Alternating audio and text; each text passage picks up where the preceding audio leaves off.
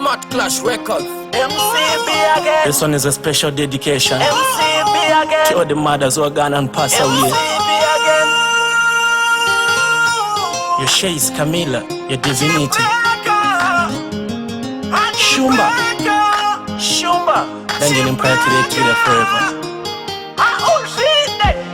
Makati siya timironda, makati siya zvakaoma, shungu mumoyo dzotiponda, makati siya murima pana chanchaona.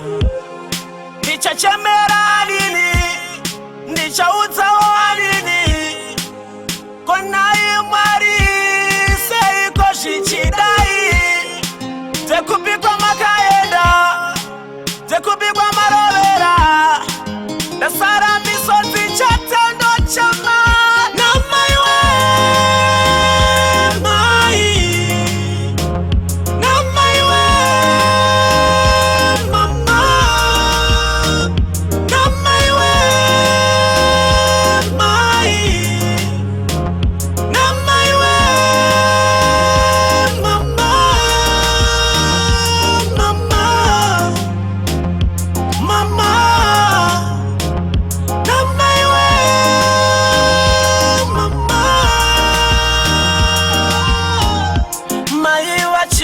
Chedu, mama maiva mumvuri wedu, maiva zvese zvedu,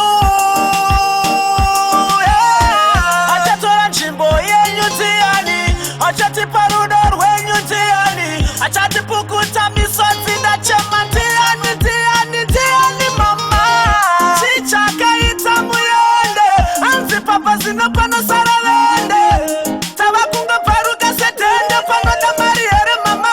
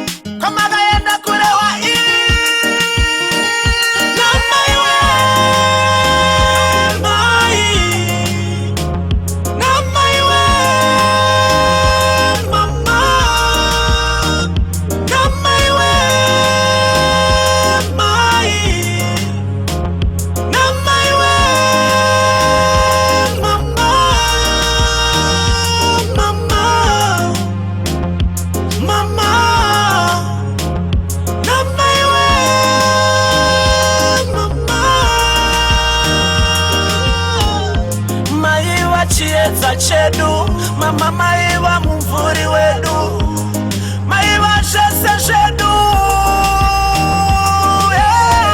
achatora nzvimbo yenyu ndiani, achatipa rudo rwenyu ndiani, achatipukuta misodzi ndachema ndiani mama, chichakaita muyende, hanzi papa zino panosara vende, tava kungoparuka sedhende panoda mari here mama.